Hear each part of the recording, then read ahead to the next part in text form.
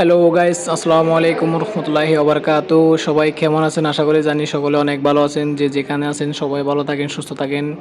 আজকে জানবো আপনাদের এনআইডি দিয়ে কয়টি সিম রেজিস্ট্রেশন করা আছে। এর জন্য ভিডিওটা সবাই স্কিপ করবেন না, ধৈর্য সহকারে সবাই দেখবেন, না হলে বুঝতে পারবেন না। এর জন্য আমরা মোবাইল ডায়াল পেটে যাব। আমি একটু স্ক্রিন রেকর্ডটা করতেছি, এর জন্য একটু প্রবলেম লাগছে। সবাই ভিডিও দেখেন। যে আমরা আসলাম মোবাইল ডায়াল পেটে, এখানে আসে *16001# ডায়াল করব। ডায়াল করব আপনারা যে কোনো একটা ওয়ান সিম বা টু সিমে যে কোনো সিমে দিলে হবে, রবি, গ্রামীণ, এয়ারটেল যে কোনো একটা সিমে ডায়াল করে দিবেন।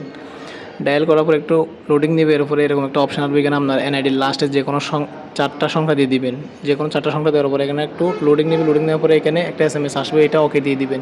এটা ওকে দেওয়ার পর আপনার SMS অপশনে চলে যাবেন। SMS অপশনে আসার পর দেখতে পারবেন এখানে একটা SMS দিবে অফিস থেকে। এখানে দেখছেন, এখানে আমি দুইবার ট্রাই করছিলাম, এর জন্য দুইটা SMS আসছে আমার জন্য। এই যে দেখেন, আমি টোটাল আমার এই এনআইডি 10টা সিম রেজিস্ট্রেশন করা আছে। চাইলে এভাবে সবাই কয়টা আপনার এনআইডি সিম রেজিস্ট্রেশন করা আছে দেখতে পারবেন। ধন্যবাদ সবাইকে, কে কোথা থেকে দেখছেন জানিয়ে দিবেন।